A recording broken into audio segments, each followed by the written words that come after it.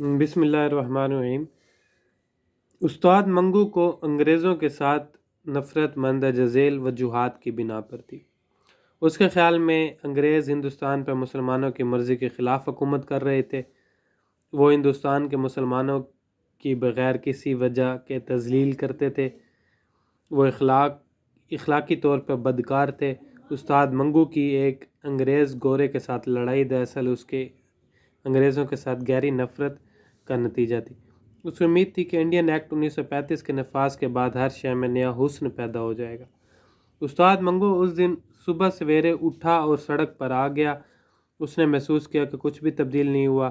چھاؤنی میں اس نے ایک گورے سپاہی سے جھگڑا مول لیا۔ وہ نئے قانون کے سیر میں مبتلا تھا۔ اس نے اندازہ لگایا کہ یہ وہی گورا انگریز تھا جس نے پچھلے سال سے اس کی بے عزتی کی تھی۔ اب وقت بدل چکا تھا۔ اب نئے مساوی حقوق بحال ہو چکے تھے۔ گورے انگریز نے استاد منگو کو بتایا کہ وہ بازار حسن جانا چاہتا ہے۔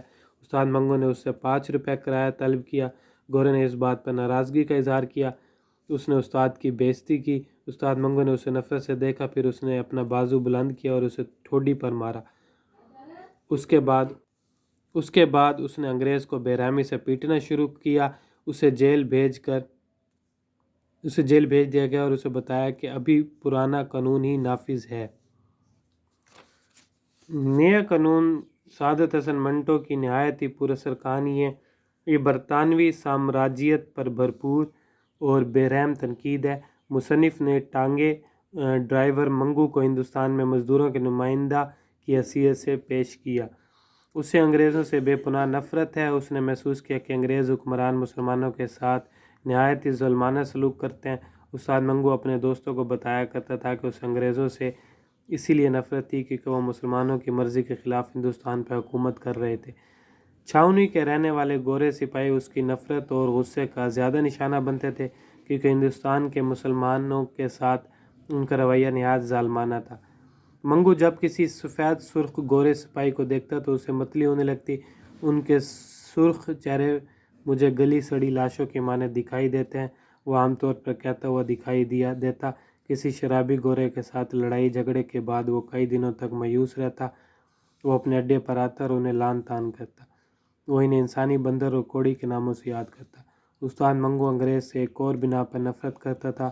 اس نے محسوس کیا کہ انگریز شراب بہت پیتے تھے اور نشے کی حالت میں وہ بے قابو ہو جاتے اور شام کے وقت تفریح کے لیے بازار حسن جاتے۔ اس حکمران طبقے کی اس باطنی بدکاری سے نفرت تھی۔